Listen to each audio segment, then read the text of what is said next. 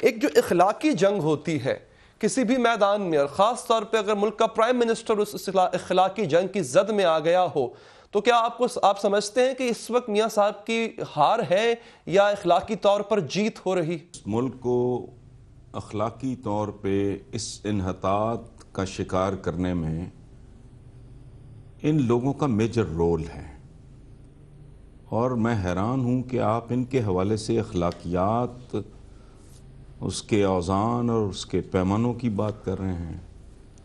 یہ چھانگا مانگا سے لے کے سپریم کورٹ پہ حملہ، جنیجو سے بے وفائی، اور اس کے بعد یہ ریمنڈ بیکر کی کتاب میرے بائیں ہاتھ پڑھی ہیں، تو جن لوگوں نے باقاعدہ کرپشن کو انسٹیٹیوشنلائز کیا اس ملک میں، اس ملک کی سیاست میں، اور یہ ان کا محاورہ ہے کہ تو کسی پلاٹوں کی بندر بانٹ ہو رہی تھی لاہور میں، یہ early days of Mian Nawaz Sharif, جب یہ اپنی جڑیں بنا رہے تھے جی، اور صحافیوں کو یہ تھوک کے حساب سے، تو بڑا مشہور لطیفہ ہے، کسی نے کہا جی کہ میں پلاٹ لے کے کیا کروں گا، میرے پاس تو ٹکا نہیں ہے، میں گھر کیسے بناؤں گا؟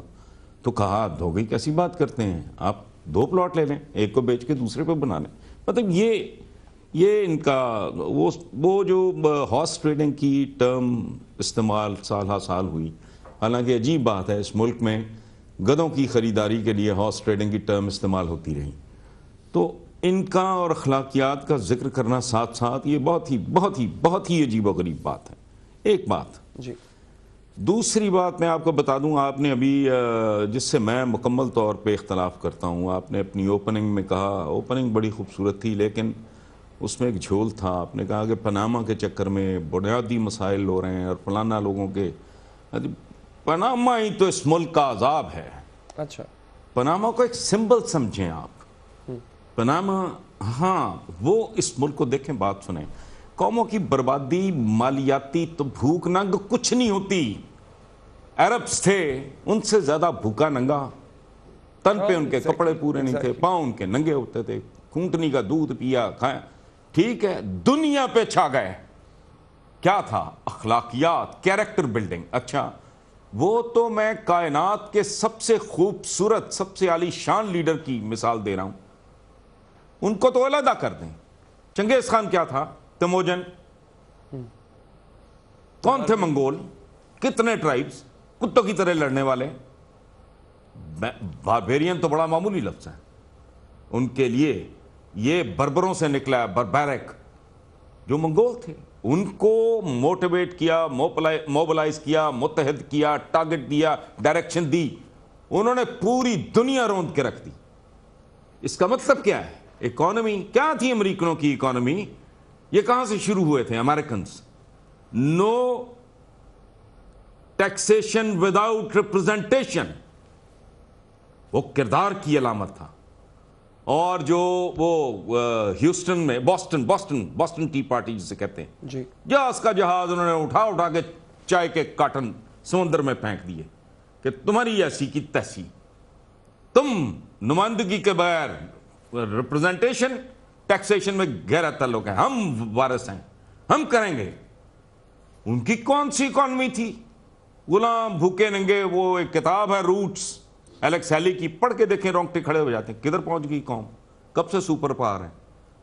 تو قوموں کی زندگی میں اخلاقیات، پیمانہ، اب میں پاناما کا، آپ نے کہا پاناما ہی تو رونا ہے، یہ سمبل ہے ایک چیز کا، یہ کوئی آف شور کمپنی نہیں ہے میرے بھائی۔ اور دیکھیں اس ملک کی زندگی میں 2 ہولناک موڑ آئے ہیں۔ ایک تھا سکوت ڈھاکہ، جس نے اس قوم کا اعتماد چھین لیا، یہ وہ قوم ہی باقی نہیں رہی۔ سائیکیٹرسٹ کا بورڈ بٹھائیں، بالکل، ماہرین نفسیات کا، جو بیٹھ کے کبھی اینالائز کرے۔ میں تو روتا ہوں، یہاں موضوعات ہیں ہی نہیں کسی کے پاس، کہ فال آف ڈھاکہ سے پہلے لوگ کیسے تھے، فال آف ڈھاکہ کے بعد کیا لوٹ پڑی ہے، کہ سپریم کورٹ کہتا ہے ایک برانڈ، میں نہیں کہہ رہا، ایک برانڈ کے علاوہ اس ملک میں دودھ کے نام پہ زہر بکتا ہے۔ آپ کانفیڈنس کے ساتھ لائف سیونگ ڈرگ لینے نہیں جاتے، امتحانی مراکز آپ کے نیلام ہوتے ہیں۔ पुलिस की वैन्स रात को चोरियों डकैतियों के लिए किराए पे दी जाती हैं, आपके टेक्स्ट बुक बोर्ड्स में कागज चोरी होता है और करोड़ों की करप्शन वहां होती है। मुझे आप बताएं, मैं पाकिस्तानियों से हाथ जोड़ के अपील करता हूं, एक हफ्ते सिर्फ बैठ के पहले तो ये नोट करो कि कोई जगह खाली रह गई है जहां लूटमार नहीं है और अरबों से कम का कोई वारदात नहीं हो रही। फिर एक हफ्ता इस बात पे लगाओ कि हो क्या रहा है।